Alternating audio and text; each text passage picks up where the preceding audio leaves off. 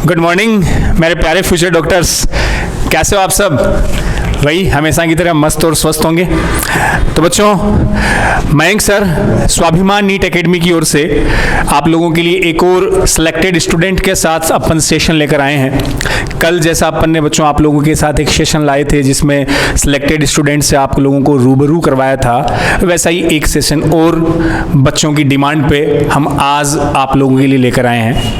आज बच्चों अपने इस सेशन में दो होनहार बच्चे जो हमने आज आप लोगों के लिए इंक्लूड किए हैं, उसमें एक हमारा स्टूडेंट राहुल कुमार जो एम्स मेडिकल कॉलेज जोधपुर में बच्चों मेडिकल की स्टडी कर रहा है, दूसरा अमित कुमार जो फिलहाल NBMC मेडिकल कॉलेज दार्जिलिंग में मेडिकल की स्टडी कर रहा है। तो खास बात बच्चों ये है कि जो दोनों ही बच्चे जिनसे मैं आज आपको रूबरू करवाऊंगा, दोनों बच्चे 12th के बाद पहले अटेम्प्ट में, जिनको हम फ्रेशर बोलते हैं, फर्स्ट अटेम्प्ट में बच्चों अपने मेडिकल कॉलेज में एंटर हुए हैं। तो उससे पहले मैं आप लोगों के लिए अपने प्रिय बाबा सर नीरज सर को भी इनवाइट करना चाहूँगा कि वो भी उन सिलेक्टेड बच्चों से अपने और बाकी सारे सब्जेक्ट के बारे में डिस्कस करेंगे, आप लोगों के लिए इंपॉर्टेंट एक्सपीरियंस शेयर करेंगे। अब मैं अपने उन सिलेक्टेड बच्चों को आप लोगों के लिए बुला रहा हूँ, जिसमें पहले राहुल और अमित दोनों आ जाएं।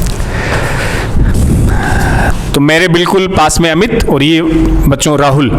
तो पहले मैं थोड़ा सा इन बच्चों को इंट्रो आप लोगों को दे देता हूँ। अमित जो फिलहाल NBMC मेडिकल कॉलेज में है, राहुल जो एम्स जोधपुर में है। अब बच्चों राहुल ने नीट का जो एग्ज़ाम दिया था उसमें भी इसके अच्छे मार्क्स आए थे और ये SMS मेडिकल कॉलेज जयपुर में सिलेक्ट हो गया था। देन एम्स की जब काउंसलिंग हुई थी तब इसे एम्स जोधपुर मिल गया था। तो आज ये एम्स जोधपुर में है 2018 बैच से, अमित अपने 2019 बैच से। तो वही बच्चों अपन स्टार्ट करते हैं। तो पहले दोनों बच्चों का वेलकम स्वाभिमान एकेडमी में। प्यारे बच्चों, आज मैं अपने उन सिलेक्टेड बच्चों से अपने इन होनहार बच्चों के बारे में जो 13 सितंबर को नीट का एग्जाम देगा, उनकी तरफ से आपसे कुछ क्वेश्चन पूछना चाहूँगा। सिंपल से क्वेश्चन यही है कि भाई एक तो हमारे बच्चों के मन में ये रहता है कि हमने पूरे साल खूब स्टडी कर ली, क्या हम अब सिलेक्ट हो पाएंगे? जो डिप्रेशन अपने अंदर है, कैसे हम उस डिप्रेशन को मिनिमाइज करके अपना 100% एग्जाम में परफॉर्म कर पाएंगे? तो पहले अमित मैं आपसे जानना चाहूँगा कि इन रिसेंट डेज में, एग्जाम से पहले वाले जो कुछ दिन है, उनमें आपका स्ट्रेटेजी प्लान क्या रहता था? फिजिक्स, केमिस्ट्री, बायो के बारे में कैसे आपने सब्जेक्ट को स्टडी की, कैसे उनको टाइम दिया, देन पेपर मैनेजमेंट आपका कैसा था, वो हमारे इन प्यारे बच्चों के साथ आप शेयर करें। अमित। हाय एवरीवन, मेरा नाम है अमित कुमार और मैं NBMC दार्जिलिंग में फर्स्ट ईयर स्टूडेंट हूँ। मैं फ्रेशर के साथ सेलेक्ट हुआ था। 3 साल मतलब 11th 12th और फ्रेशर 3 साल मयंक सर और नीरज सर से ही पढ़ा हूँ। तो हाँ, फिर सबसे पहले आते हैं अपन इन लास्ट 2 दिन में क्या पढ़ें। तो सबसे पहले फिजिक्स की बात करता हूँ। सब बोलते हैं फिजिक्स के शॉर्ट नोट्स से पढ़ो, तो मैं ये नहीं बोलता कि शॉर्ट नोट्स से पढ़ो, क्योंकि नीरज सर के जो नोट्स है वो मुझे पूरे अच्छे से रिवाइज थे, क्योंकि मैं 2 साल 3 साल यहीं पढ़ा था। तो सबसे पहले आप क्या काम करो कि सारे जो चैप्टर्स हैं वो कॉन्सेप्ट वाइज आपको ज़्यादा टाइम नहीं लेगा, 10 से 15 मिनट में आप एक चैप्टर रिवाइज आराम से कर लेंगे। तो फिजिक्स के एक काम कीजिए, आप सारे के सारे एक बार चैप्टर्स है वो नीरज सर की एकदम कॉपी से पढ़ लीजिए, ज़्यादा टाइम नहीं लगेगा। 10 से 15 मिनट एक चैप्टर में दे रहे हो, उसका आपको फ़ायदा होगा कि आप एग्जाम्पल्स तक देख लोगे। तो आपको कई बार क्या होता है, questions as it is repeat हो जाता है, और वो भी ऑप्शंस के साथ भी सेम। 45 में से 2 या 3 क्वेश्चन ऐसे हर बार आते ही आते हैं। तो आप उनके लिए 10 से 15 मिनट में एक चैप्टर पढ़ लो, ऐसे करके फिजिक्स पूरी रिवाइज कर लो। फिर आप फिजिक्स में एक्स्ट्रा क्या कर सकते हैं कि 2014 से लेकर 19 तक के आप पेपर सॉल्व कर लीजिए 45 क्वेश्चंस। उससे क्या होगा कि आपको आइडिया हो जाएगा कि कैसा मतलब पेपर सेट कैसा आता है, और आपका माइंड सेट वैसा हो जाएगा कि हाँ भाई मैं 45 क्वेश्चंस मैं 1 घंटे में कर रहा हूँ। तो उधर आपका कॉन्फिडेंस रहेगा कि हाँ भाई मैं पिछले 6 साल के क्वेश्चन पेपर 45 मिनट 1 घंटे में कर रहा हूँ, तो ये भी मैं कर लूँगा। तो आप ये कर सकते हैं। फिजिक्स के सारे शॉर्ट नोट्स मतलब सर के नोट्स मुझे शॉर्ट नोट्स से लगते थे, मैं एकदम अच्छे से रिवाइज कर लेता। तो फिजिक्स में आप वो कर लीजिए, क्वेश्चन पेपर अटैम्प्ट कर लीजिए जो 2014 से 19 तक के हैं। ये सब ये हो जाएगा 2 दिन में आराम से। फिर अपन आते हैं केमिस्ट्री में। केमिस्ट्री में सबसे पहले मैं बताता हूँ ऑर्गेनिक का। ऑर्गेनिक में देखो ये है कि सबसे पहले आता है नोमेनक्लेचर, GOC और आइसोमेरिज्म, ये सब ऐसे टॉपिक्स है कि इनमें एग्जाम्पल पे सारा चैप्टर चलता है। तो आप ये काम करिए, कॉन्सेप्ट डिवाइज कर लीजिए, एग्जाम्पल के आपका टाइम मिल रहा है तो एग्जाम्पल देखिए, वरना कोई ज़रूरी नहीं, क्योंकि कॉन्सेप्ट डिवाइज कर लिया कि भाई इलेक्ट्रॉन ऐसे मूव करेगा तो आपको आराम से कर सकते हो आप। फिर आता है अपना रिएक्शन मैकेनिज्म। रिएक्शन मैकेनिज्म में आप क्या कि ये आ रहा है, ये सारा, इनकी सारी की मैकेनिज्म अच्छे से देख लिए, पिछली बार भी क्वेश्चन आया था तो आप ये करिए, इनके मैकेनिज्म अच्छे से देख लिए। एग्जाम्पल्स हैं, हर रिएक्शन अलग अलग है, एल्कोहल की रिएक्शन अलग है, फिनॉल के अलग है, ईथर की अलग है, तो आप नेम रिएक्शन सारी याद कर लीजिए। कुछ कलर टेस्ट इंपॉर्टेंट होते हैं, टेस्ट का चैप्टर है वो, उस टेस्ट के कलर याद रखने मुश्किल होते हैं तो आप वो कलर रिवाइज कर लीजिए।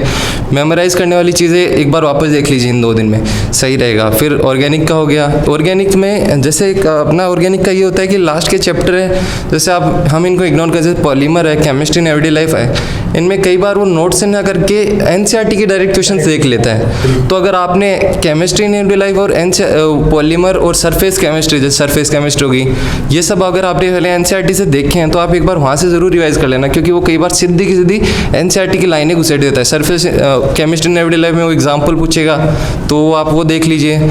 जैसे और अब अपन आते हैं इनऑर्गेनिक पे। इनऑर्गेनिक पे आप नोट्स रिवाइज कर लिए, मोर देन सफिशिएंट है। और एक और काम, जैसे ब्लॉक केमिस्ट्री आती है अपने इनऑर्गेनिक में, वो आप NCERT से एक बार ज़रूर देख लेना। ब्लॉक केमिस्ट्री नोट्स में करवाते हैं, उसमें बहुत सारा एक्स्ट्रा चीज़ होता है तो, लेकिन NCERT में है वो जितना है वो मुझे लगता है वो सफिशिएंट है, तो आप NCERT से एक बार ज़रूर पढ़ लेना, क्योंकि सीधा क्वेश्चन में NCERT ब्लॉक केमिस्ट्री और ये पॉलीमर और ये केमिस्ट्री न्यूट्रलाइज सरफेस केमिस्ट्री, ये थोड़ा NCERT बेस्ड होता है, ये देख लेना। अब आती है फिजिकल की।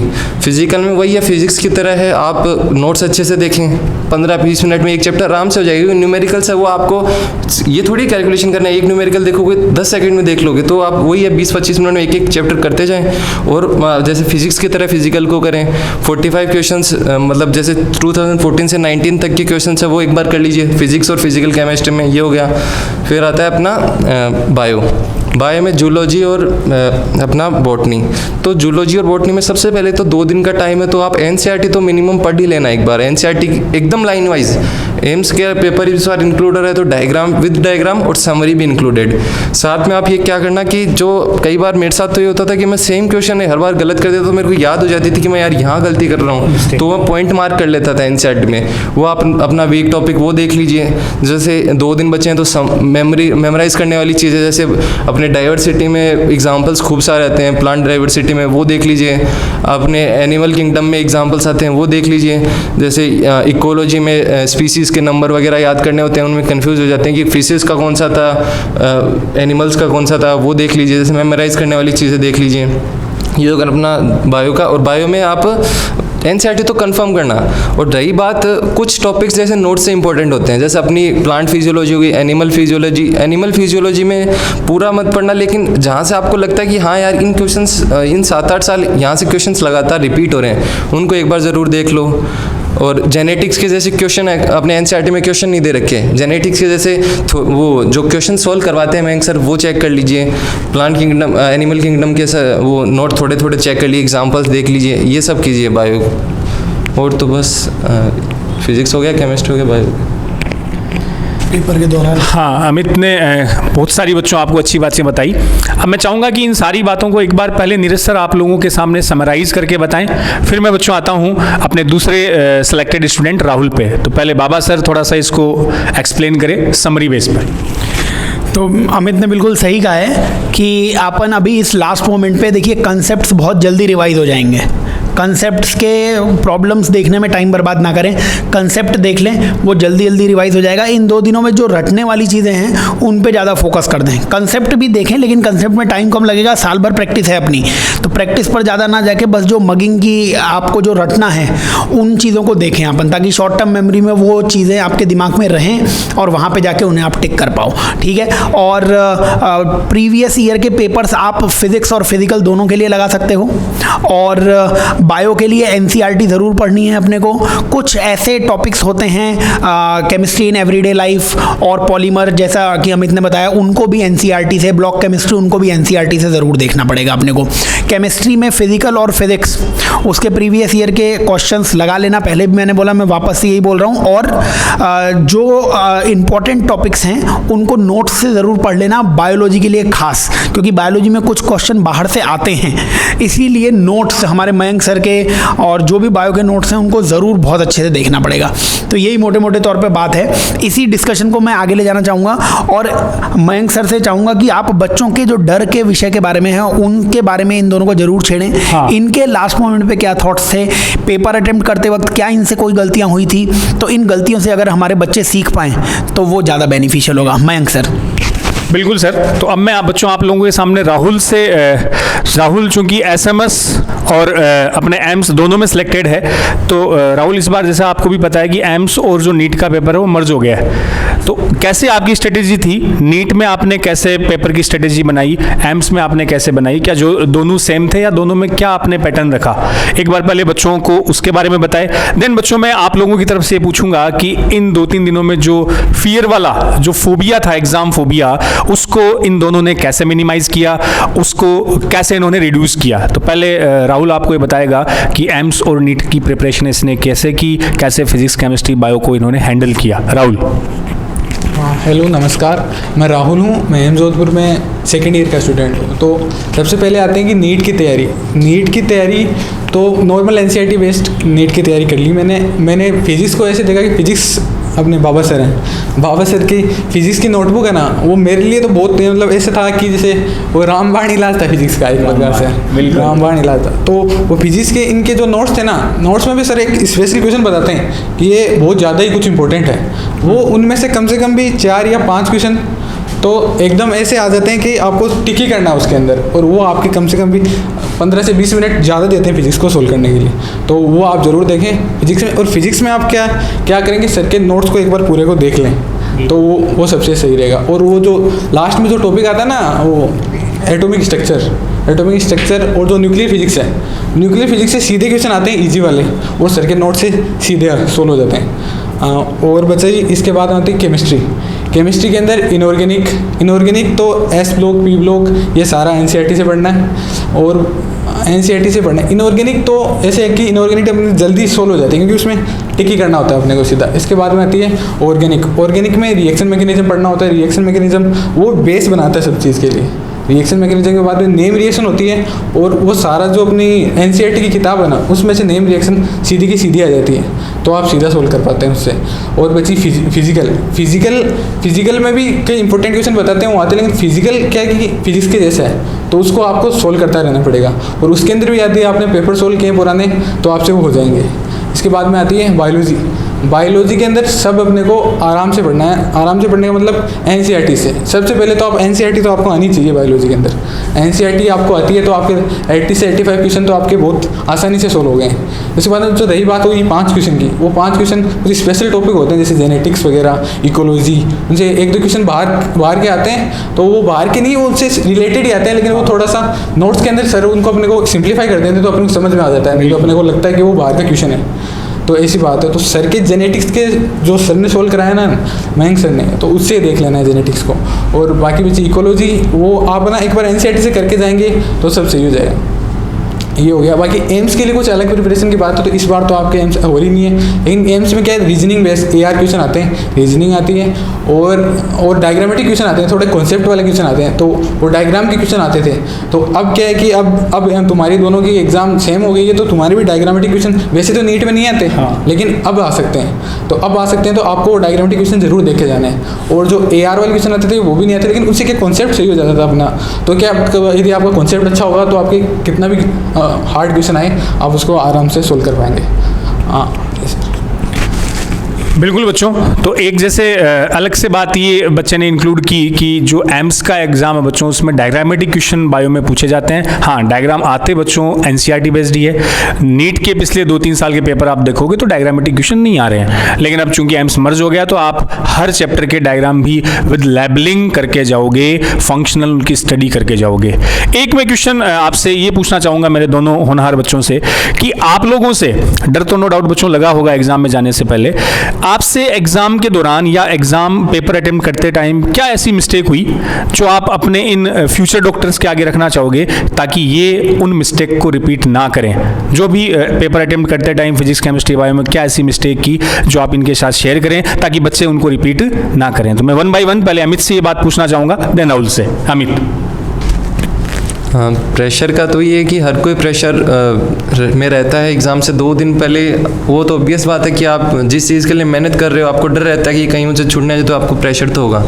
अब मेरे हिसाब से तो देखो ये होता है कि आप 4 या 5 हज़ार से लेके 15,000 रैंक ये सेम कैडर के स्टूडेंट्स होते हैं। अब जो वहाँ पे उन 3 घंटे में प्रेशर झेल गया वो तो फिर टॉप 3000 में आएंगे, 2000 में आएंगे, जैसे राहुल बोस हैं, एम जोधपुर, ऐसे एग्जाम्पल्स बन जाएंगे। और जो प्रेशर नहीं झेल पाएंगे वो उनको कॉलेज तो मिलेगी, आप पूरे साल पढ़े हो, आप सेलेक्ट तो पक्का होंगे, लेकिन आप प्रेशर झेल गए तो आप टॉप 3000 के लिए रेस कर रहे हो, फिर आप रैंक के लिए रेस कर रहे हो, आप सिलेक्शन के लिए रेस नहीं कर रहे हैं। तो आप प्रेशर को हैंडल करो। अब होता क्या है कि जैसे टाइम सब प्रेशर करते हैं तो गाने सुनो, हर किसी की अलग अलग आदत होती है, गाने सुनो। तो अमित गाने सुनते थे? हाँ, मैं गाने सुनता था और मतलब अच्छा ऐसा लगता था कि हाँ भाई मैं अब कॉलेज में जाऊँगा तो मतलब फिर ऐसे गाने सुनते सुनते सोचता था कि अब कॉलेज में आएंगे, मज़े करेंगे, इतने दिन बहुत पढ़ लिए, तो उससे कॉन्फिडेंस आ जाता था मेरे में। मैं गाने सुनता था। अब सर तो योगा के लिए बोलेंगे, योगा नहीं करता, खाली दिमाग में तो वही टेंशन आएगी, तो आप थोड़ा दिमाग को बिजी रखो, खाली वक्त मत दो अपने आप को। सही। प्रेशर का तो बस और कोई ऐसी मिस्टेक जो पेपर अटेम्प्ट में की हो? पेपर अटेम्प्ट का देखो सब यही होता है कि आप पहले तो सबसे पहली बात है पेपर अटेम्प्ट का सीक्वेंस क्या रखो। मैं तो यही करता था, मैं क्या सभी यही करते होंगे कि बायो, केमिस्ट्री और फिजिक्स, क्योंकि ये अपना ऑब्वियस है, अपन पूरी साल इसी पे करते हैं, नया ट्राई मत करो। और सबसे पहले फिजिक्स से मत भिड़ना, फिजिक्स से, क्योंकि मुझे तो ये लगता है कि ज़्यादातर की फिजिक्स वीक होती है। आप पहले हार्ड सब्जेक्ट से भिड़ो, और क्या पता ये हो जाए कि आपका फिजिक्स का पेपर बेकार हो जाए, आप प्रेशर में आ जाएंगे। तो केमिस्ट्री और जिसमें बायो में आप अच्छा स्कोर करके उसको बैलेंस कर सकते थे वो ख़राब हो जाए, तो आप सबसे पहले तो बायो को ही अटेम्प्ट करें। बायो में जैसे सब 35 to 40 मिनट्स ये बायो का रहता है, केमिस्ट्री का जैसे 40 मिनट्स के आसपास का ही रहता है, बाकी का टाइम फिजिक्स को दो। तो आप वही है जो प्रेशर झेल जाएगा वो जो ये टाइम टेबल ये जो फॉलो कर लेगा ना, ये शेड्यूल 30 से 35 मिनट, 40 to 45 मिनट्स और 1 घंटा, ये टाइम टेबल, ये जिसने ये टाइमिंग मैनेज कर ली वो तो पक्का 3000 में है। आप अब जैसे होता क्या है, शुरुआत के 1 घंटे डिटरमाइन करता है कि आपका पेपर कैसा होगा। आप प्रेशर में आ जाओ, जैसे मेरे साथ क्या हुआ था कि मैं प्रेशर मतलब डर लगता है, सबको लगता है, मेरे साथ भी हुआ था। मैंने 55 मिनट बायो को दे दी थी। वो बात अलग है मेरा बायो पेपर अच्छा था, लेकिन मैं प्रेशर मेरे याद नहीं आ रहा था, मैंने 55 मिनट, लेकिन मैंने बाद में मेरे फिजिक्स में क्या हुआ, मैं 37 क्वेश्चन 8 क्वेश्चन देख ही नहीं पाया। अगर वो 8 क्वेश्चन में मेरे 5 भी सही होते तो आज मैं कहीं और होता।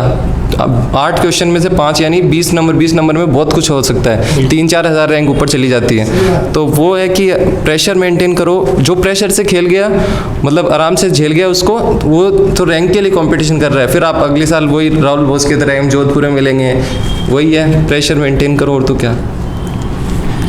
बिल्कुल अमित, एक अच्छी बात मुझे ये लगी कि भाई प्रेशर मेंटेन का खेल है, जिसने प्रेशर को हैंडल कर लिया वो विजेता बन गया बच्चों। एक ये चीज़ इससे ये बात भी बच्चों निकल के आती है कि अमित जैसे कह रहा था कि बायो का पेपर में इसको 50 से 55 मिनट लग गए।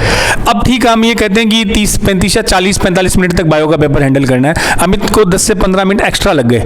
लेकिन बच्चों इसमें पॉजिटिव बात ये निकल के आती है कि 50-55 मिनट देने के बाद भी इसने कॉन्फिडेंस लूज नहीं किया, कॉन्फिडेंस बनाए रखा, और उसका इफेक्ट इसने केमिस्ट्री और फिजिक्स पर आने नहीं दिया। वो अलग बात है कि फिजिक्स के कुछ क्वेश्चन अटेम्प्ट नहीं कर पाया, लेकिन वो कई बार होता है ना बच्चों, अपन टाइम देख लें, अरे 50 मिनट तो बायो में लगे, थोड़े ज़्यादा लगे, आगे कैसे क्या होगा, घबराहट आ जाएगी, उस पर इसने कंट्रोल रखा, काबू रखा। तो उसी का रिजल्ट है कि आज ये आप लोगों के सामने है और मेडिकल कॉलेज में स्टडी कर रहा है। ऐसा ही मेरा क्वेश्चन राहुल से है कि आपने उस प्रेशर को कैसे झेला, कैसे प्रेशर को टैकल किया, और क्या ऐसी आपकी मिस्टेक हुई जो आप अपने बच्चों को इनको बताओगे कि ये आप उन्हें दोहराएं नहीं?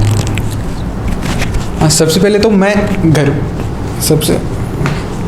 सबसे पहले तो मैं घर पे रहता था, जैसे आप सभी लॉकडाउन में घर पे हो, और मैंने तैयारी भी घर से की। तो घर पे क्या होता है कि घर वालों का प्रेशर होता है थोड़ा बहुत, लेकिन यदि आपने शुरुआत से यदि पढ़ाई की है तो लास्ट में उनको पता लग जाता है कि अपने बच्चे ने पढ़ाई की है तो आगे जाके अच्छा करेगा। तो लास्ट में मेरे को ऐसे कर दिया था कि तू जो करेगा वो सब अच्छा ही करेगा, तो ऐसे ही आपको भी ऐसा ही करना है। तो आपको वो प्रेशर नहीं लेना है, प्रेशर सब पे होता है लेकिन प्रेशर नहीं लेना है आपको, जो आपकी तैयारी है उस पर वो होना, कॉन्फिडेंस होना है आपको। उसके बाद आपने यदि पेपर सोल्व किए पुराने तो आपका वैसे ही कॉन्फिडेंस बूस्ट हो जाएगा, तो आपको सोचेगा आगे जाके मैं पेपर फोड़ दूंगा, तो आप पेपर अच्छा कर पाओगे पेपर। उसके बाद आप जहाँ सेंटर पे पहुँचते हैं तो कुछ बंदे होते हैं कि वो किताब ले होते हैं, उनको ऐसे होता है कि ये देख लूँ। ऐसा नहीं करना है कि लास्ट में जाके आपको अपने पे कॉन्फिडेंस होना चाहिए। जब आप दोबारा देखोगे तो कुछ ऐसे लगेगा मैंने ये देखा ही नहीं, तो आप वहाँ पे ऐसे लगेगा कि यार मैंने देखा ही नहीं ये पेपर कैसा होगा। तो ऐसे नहीं करना, आप आराम से बिंदास जाओ, अंदर बैठो, जैसे पेपर है पेपर को खोलो आराम से, और जो आपका सबसे स्ट्रॉन्ग सब्जेक्ट है सबसे पहले वो लो। तो मेरा बायो था तो मैंने बायो लिया। बायो में आपको सब बोलते हैं 30, 35, 40 मिनट में कर लो, तो उतने में यदि आपका अच्छा तो आप कर पाओगे, लेकिन कुछ गड़बड़ भी हो जाए तो कुछ नहीं, कोई बात नहीं, आप आगे अच्छा कर पाओगे। अब बायोलॉजी आपने स्टार्ट की तो बायोलॉजी मैंने 40 मिनट कर दी, लेकिन बायोलॉजी में क्या होता है, बंदे को सोचता है कि मेरे को आ रहा है तो वो उसमें कई क्वेश्चन होते हैं सिली मिस्टेक कर देता है उसके अंदर।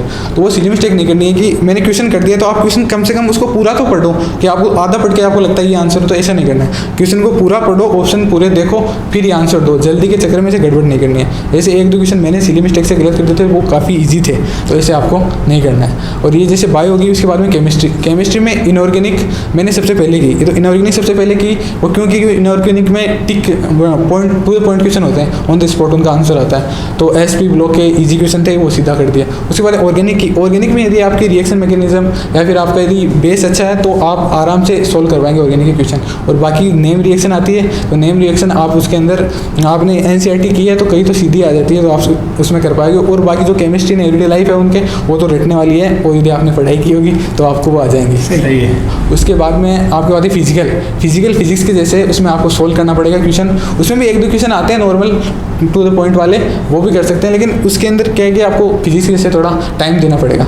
वो उसके बाद में आए अपन फिजिक्स में, तो फिजिक्स में क्या है कि कम से कम 1 घंटा 20 मिनट या इतने कुछ टाइम दिया है मैंने उसको। फिजिक्स मेरी अच्छी थी तो मैंने इसको टाइम दे के अच्छा करूँगा, लेकिन उसमें अच्छी होने की वजह से कि अपने ऐसे हो जाता है कि ये क्वेश्चन मेरे को आता है तो मैं इसको करता ही रहूँगा, मतलब ये क्वेश्चन क्यों नहीं आया मेरे को, ये तो आना ही चाहिए। तो उसके चक्कर में हम उस क्वेश्चन को कम से कम भी 5 या 10 मिनट एक्स्ट्रा दे देते हैं। तो मैंने उस क्वेश्चन में, एक क्वेश्चन मेरे को ऐसा था तो मैंने उसमें 10 मिनट लगा दी, तो उस 10 मिनट की वजह से आगे के मैं 2 या 3 क्वेश्चन नहीं कर पाया। तो ऐसा आपको नहीं करना है। यदि आपको क्वेश्चन नहीं आ रहा है तो आप पहले उसको छोड़ दें, वहाँ पे जो आपको क्वेश्चन आ रहे हैं वो करें, और आगे जाके कई क्वेश्चन टू द पॉइंट हो गए, पहले पूरा पेपर देख लें मेरे अनुसार तो फिजिक्स का।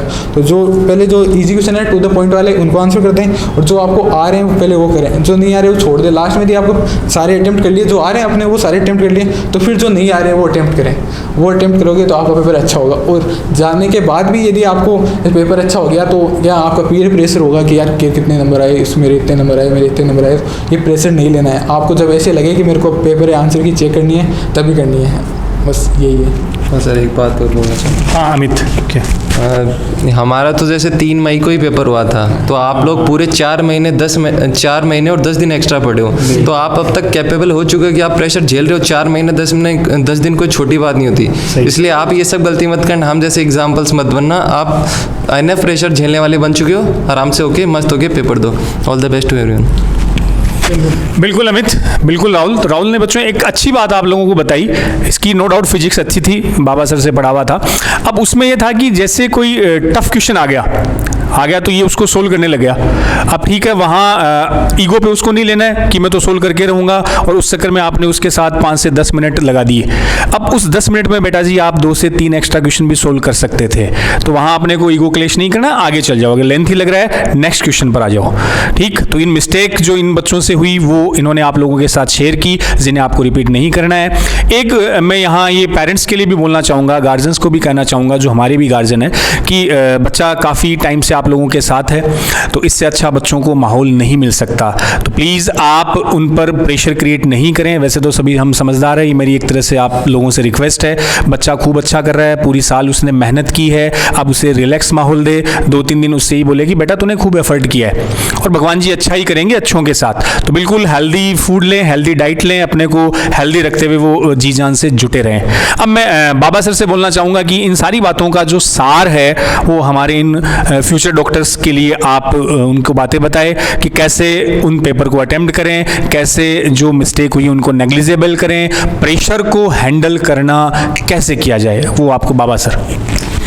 Thank you Mayank sir. तो दोनों ही बच्चों ने बहुत ही अच्छे से अपने पर्सनल एक्सपीरियंस, अपनी गलतियां, मतलब एक बड़ा आदमी वही होता है जो अपनी गलतियों से भी लोगों को सिखाना चाहे। तो इतने मैच्योर हो गए हैं हमारे बच्चे कि अभी अपनी गलतियां आपसे शेयर कर रहे हैं ताकि आप लोग वो गलतियां ना करें।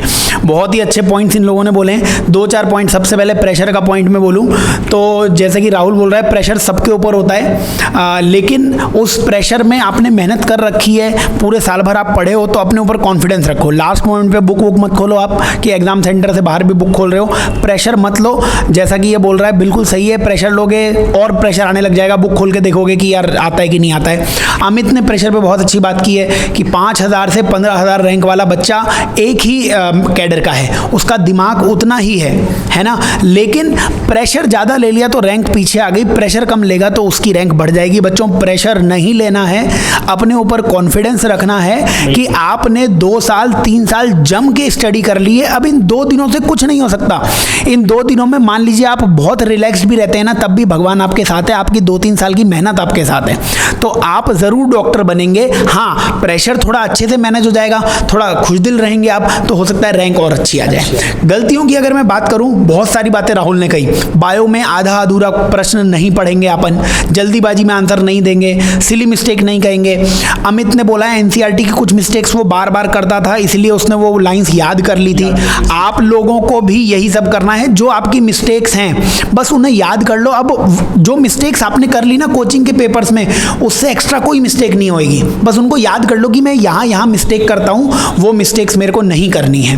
फिजिक्स में बहुत अच्छी बात राहुल ने कही है कि 2 अटेम्प्ट में पेपर को सॉल्व कर लो। पहले अटेम्प्ट में पेपर एक बार पढ़ लो ताकि जो क्वेश्चन जल्दी जल्दी हो रहे हैं वो कर लें, ताकि इजी क्वेश्चन अपने एक बार हो गए हैं। अब अपन सिलेक्शन की रेंज से ऊपर आ गए हैं, अब अपन टॉप रैंक के लिए जब दूसरे अटेम्प्ट में जाएंगे तो जो मुश्किल सवाल है वो कर लें।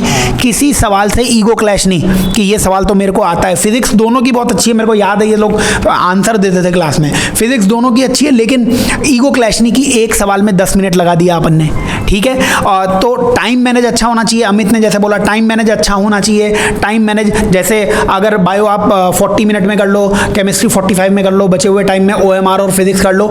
टाइम मैनेज पे थोड़ा ध्यान देना, कोई नई ट्रिक नहीं लगानी है। बायो, केमिस्ट्री, फिजिक्स शायद मोस्ट ऑफ द स्टूडेंट यही करते हुए आया है, जो जैसे पेपर अटेम्प्ट करते हुए आया है वैसे ही पेपर अटेम्प्ट करना है, कुछ नया अपने को नहीं देना है। रिलैक्स होके भगवान का नाम लेते हुए, प्रेयर करते हुए, वाहेगुरु का नाम लेते हुए, अल्लाह का नाम लेते हुए एग्जाम में जाना है। खुश दिल से, आपकी मेहनत आपके साथ है, आप ज़रूर डॉक्टर बनने वाले हो।